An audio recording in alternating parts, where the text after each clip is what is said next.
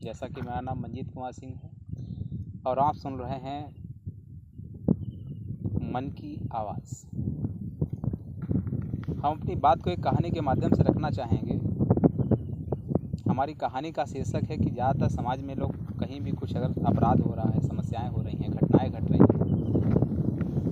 उसमें ज़्यादातर लोग पल्ला झाड़ लेते हैं, कहते हैं हमारा क्या है। तो हम अपनी बात को एक कहानी के माध्यम से रखना चाहेंगे। पूरा मैसेज है लोगों के लिए।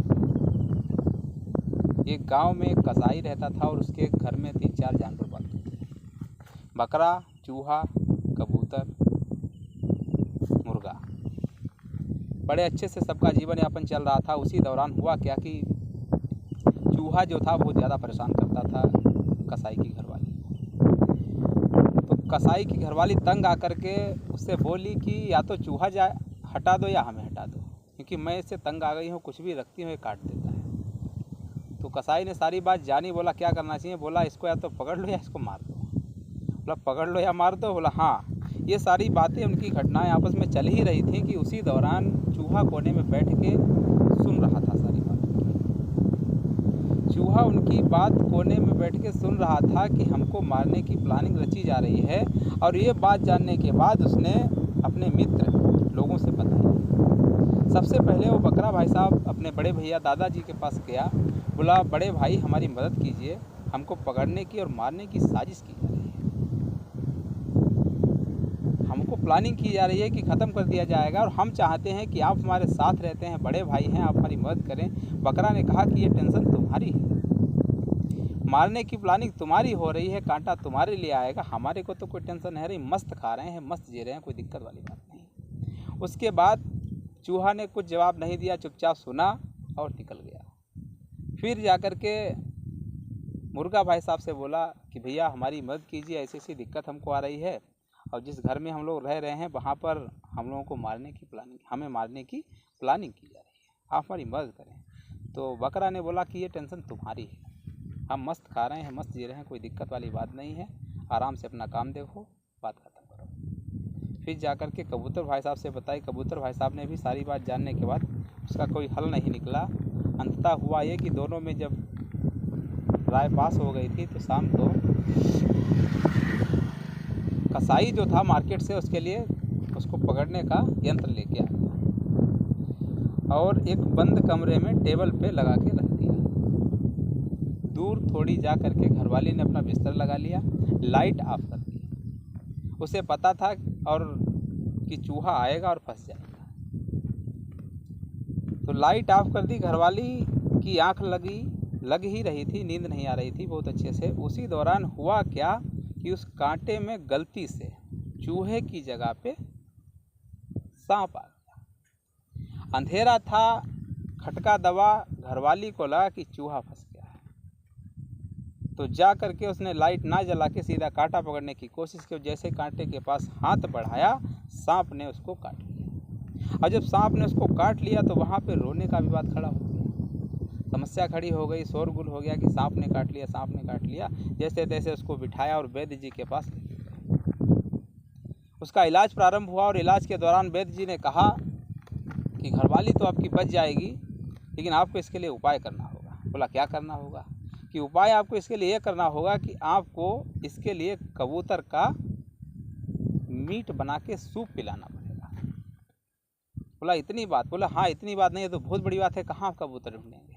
बोला नहीं कबूतर तो घर में ही है। भाई कसाई आया, कबूतर को फर्स्ट क्लास काटा, छांटा और बढ़िया से मीट बना के उसका सूप जो है घरवाली को। सूप पीने के बाद घरवाली ठीक हो गई। और जब घरवाली ठीक हो गई तो गांव वाले, तीर पड़ोसी, आसपास के लोग जान गए, सूचना मिली, देखने आए, शुभकामनाएं दी, बधाई दी। बोला भैया बड़े तुम्हारे अच्छे कर्म थे जो सांप काटने के बाद बच गए, क्योंकि सांप काटने के बाद तो कोई बचता ही नहीं है। अब जब अच्छे कर्म हैं तो अच्छा कुछ और भी कर लिया जाए, कुछ दावत वगैरह हो जाए। अब जब ये जीवन दान मिल ही गया है। बोला हाँ बात तो तुम्हारी कायदे की है। तो बोले क्या करना चाहिए? बोले अब गांव भर की बात है तो फिर कुछ जैसी तुम्हारी श्रद्धा हो वैसा करवा दो। हुआ क्या कि फिर कहा कि मुर्गा काट दिया जाए। भाई मुर्गों को पकड़ा गया और काट दिया। पूरे गांव भर की दावत हुई, मस्त होके लोगों ने खाया, भगवान का नाम लिया, बात ख़त्म हुई। फिर कसाई जो था क्षेत्रीय आदमी, बड़ा पैसे वाला व्यक्ति था, सबका मिलने जुलने वाला था, दूर दूर दराज से लोग मिलने आने लगे। दूर दराज से लोग मिलने आने लगे तो फिर लोगों ने बधाई दी, शुभकामनाएँ दी, रुके, बातचीत हुई। बातचीत के दौरान ही लोगों में ये उत्सुकता बढ़ी कि भैया अब घरवाली तो ठीक ही हो गई है, तो इसी दौरान क्यों ना कुछ पार्टी सार्टी हो जाए। बोला हाँ पार्टी तो होनी चाहिए, क्योंकि अब जीवन दान मिला है। अब पार्टी बोली पार्टी की, अब क्षेत्र का मामला है, बड़े बड़े लोग आए हैं तो फिर बकरा कटवा दिया जाए। तो बकरा भी काट दिया गया, पार्टी हो गई। तीनों काट दिए गए और जिसने बचाने की उनसे गुहार लगाई थी वो बच गया।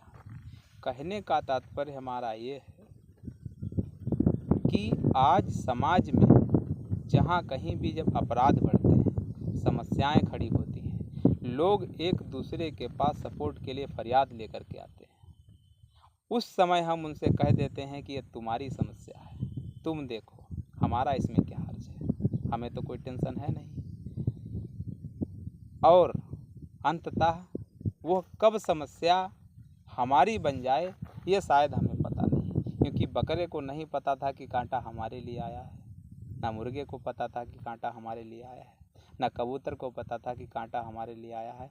ये सबको पता था कि कांटा चूहा के लिए आया है। लेकिन कांटा तो चूहा के लिए आया है, लेकिन कौन फंसेगा, किसकी बलि चढ़ेगी, ये पता नहीं। इसलिए हम एक ही मैसेज देना चाहेंगे अपने सर्व समाज को, अपने इन शब्दों के माध्यम से, कि जहाँ कहीं भी किसी भी व्यक्ति को किसी भी आपत्ति में, किसी भी समस्या में, किसी भी दिक्कत में देखें, उसका सहयोग जरूर करें।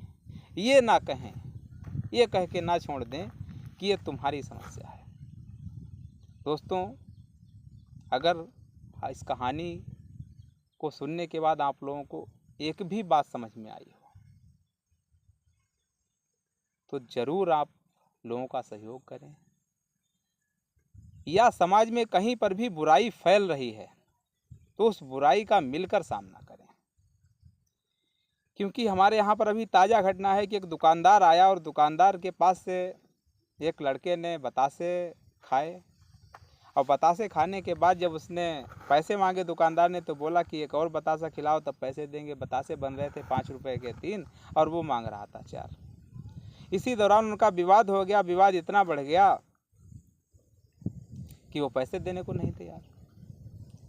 अब वहाँ पर लोग, जो लड़का दारू पी रखा था उसके पक्ष से लोग थे जो बोल नहीं रहे थे कुछ। वो सोच रहे थे कि कैसे भी अब खा लिया है, भाग जाए, बात खत्म, दुकानदार को दबा लिया जाए, उसका शोषण कर लिया जाए। लेकिन उसी दौरान वहाँ पर कुछ सभ्य लोग भी बैठे थे जिन लोगों ने मिलकर के आवाज़ उठाई, उस दुकानदार का सहयोग किया, सपोर्ट किया और उसकी बतासे के पैसे भी दिलवाए और एक मैसेज स्थापित किया समाज में कि लोग वहाँ पर बैठे थे, चाहते थे, तो उन्हें क्या मतलब, क्योंकि समस्या दुकानदार की थी, पैसा दुकानदार का जा रहा था। लेकिन नहीं, आज अगर एक दुकानदार की आप मदद नहीं करेंगे तो कल को आपके यहाँ 10 दुकानदार नहीं आएंगे, और जब 10 दुकानदार नहीं आएंगे तो आपके बच्चों को कहाँ से कपड़ा मिलेगा, कहाँ से चीज़ें मिलेंगी। ये सोचने वाली बात है। कई बार हम लोग सोचते हैं कि ये तो बाहर का आदमी है, इसके साथ झगड़ा हो रहा, हमारी क्या दिक्कत। कल को अगर हम कहीं बाहर पे फंसे हुए हैं और हमारा किसी के साथ झगड़ा हो गया और वहाँ के लोगों ने ये सोचा कि ये तो बाहर का आदमी है, तो वो सोचो कि कल्पना करो कि वो समय क्या होगा, पिटाई होगी, पैसा जाएगा, धंधा भी जाएगा। इसलिए हम तो यही कहते हैं कि अगर सच में इंसान तुम्हारे अंदर जिंदा है, डरो मत, अपराध के खिलाफ खड़े हो, गलत के खिलाफ आवाज़ उठाओ और एक दूसरे का सहयोग जरूर करो। धन्यवाद।